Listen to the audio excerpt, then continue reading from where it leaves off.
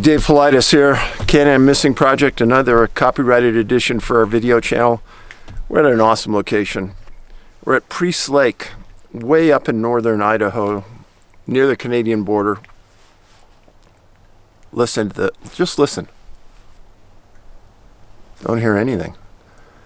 Very quiet. People have gone home. It's the fall. It's about 35, 38 degrees outside right now. And the fog coming off the water is warmer than the outside temperature. And it's kind of cool. And the visibility in this water is exceptional.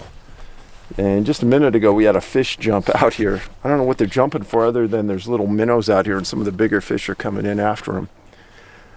But I'm here about a disappearance of an individual that happened on July 16th, 1992. It's a very interesting case. Charles Daner from Spokane, Washington. He retired in 1981 as a mill manager, general manager of a woodworking mill. And he and his wife lived in Spokane. He was from Iowa. He had a bachelor's degree from Bradley University. He was a smart guy. Well, he was 74 years old. And they had a friend that owned a cabin way up at the north end here, near Lion's Head, which is a campground up on the northern part of Priest Lake. This lake is long. It's about a 20-mile long piece of water. It's pristinely beautiful. I've never been here before, and just driving up here, it's very calm. No one's here right now. And I'm going to give you a scan of the area when we're done, but you can see why people would definitely come here. There's a big, long beach that we're standing on right now, and in the summer months, perfect place to escape. Well, Charles and his wife came up here, staying at a friend's cabin, and were huckleberry picking. Followers of 411 know that I've written chapters in books about people who disappeared while berry picking. It's a strange sort of conundrum. Well, he and his wife, two different reports. One said that they were up Lions Creek, just north of Lions Head Campground. We are just north of Lions Head Campground right now. Another one said that he was at another creek in another area. So it's hard to determine, again, we're so far and so rural, what's the correct information? But make a long story short, Mr. Daner and his wife went out and they got separated. And they agreed to meet back at the truck at a certain time. They didn't. His wife came back, waited for him all day, and was quite a ways from anybody. And he had the keys to the car. So she started walking out, and she eventually found somebody to get some help. Well, we're in an area called Bonner County, Bonner in Idaho. And I actually called the sheriff about this case, and it is still an open case. Nobody's been found. He sent me the reports that they had about it.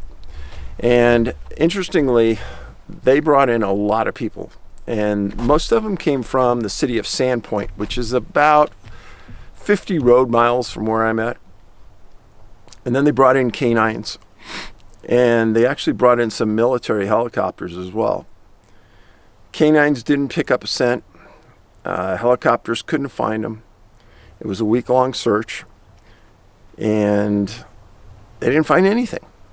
They didn't find the bucket that he was accumulating the huckleberries in. He was 74 years old. There was never any mention about Mr. Daner having early dementia or not being able to think correctly. But there were subsequent searches as well, and they found nothing as well. No belts, no boots, no nothing. Now, this area does have grizzly bears. There's a lot of big predators out there, elk, moose, deer. Those are not the predators to be concerned about. But his wife never heard any screams. They never saw any signs of animal predation. But it goes along with one of those stories of people Number one, huckleberry picking.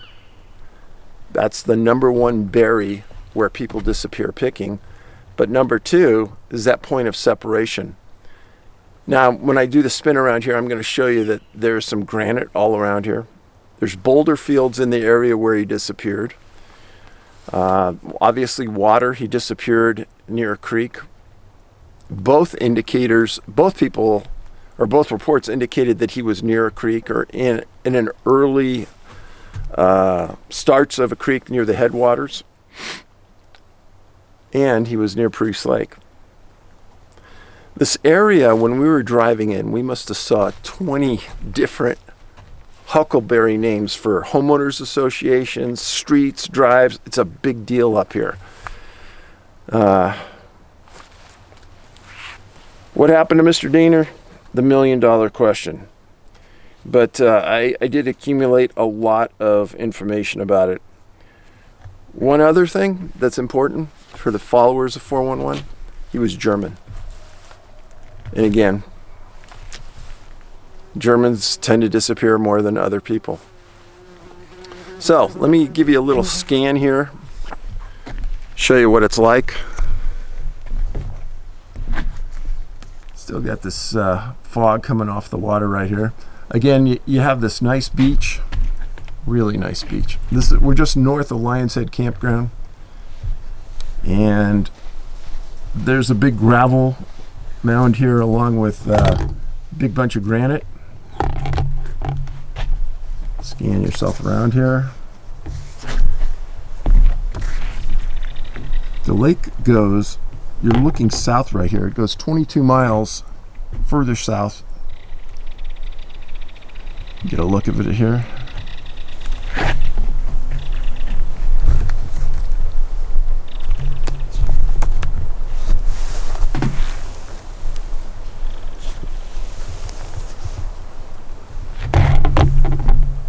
And you can see here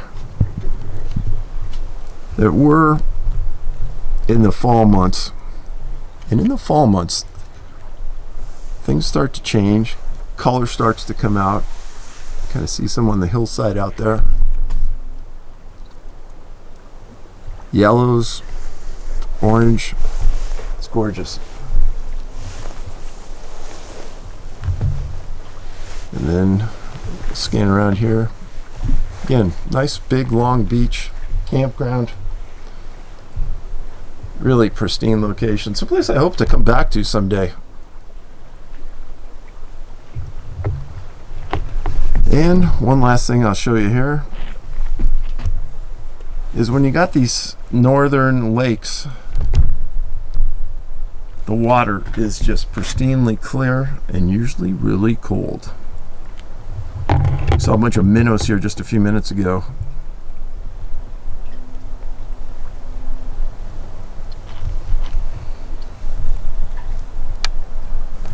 So, there you go. It's a case of Charles Diener, 74 years old, missing July 16th, 92. Just north of Lions Head Campground in Priest Lake. The common factors: granite, German, water, point of separation, berry picking, boulder fields, and canines didn't have a scent. Well, that is the road trip for today. I hope to see you guys soon, and be safe. Carry a personal locator beacon. Give us a thumbs up on the video if you like it. Make sure you're subscribed. There's a lot of people that are followers, but for some reason or another, you keep getting unsubscribed for some reason. And I definitely appreciate all the followers and all the kind words of support and letters and emails we've gotten. People are very, very kind, and I appreciate the village and everything it means. In the meantime, be safe, be nice to your neighbors. Have a great week.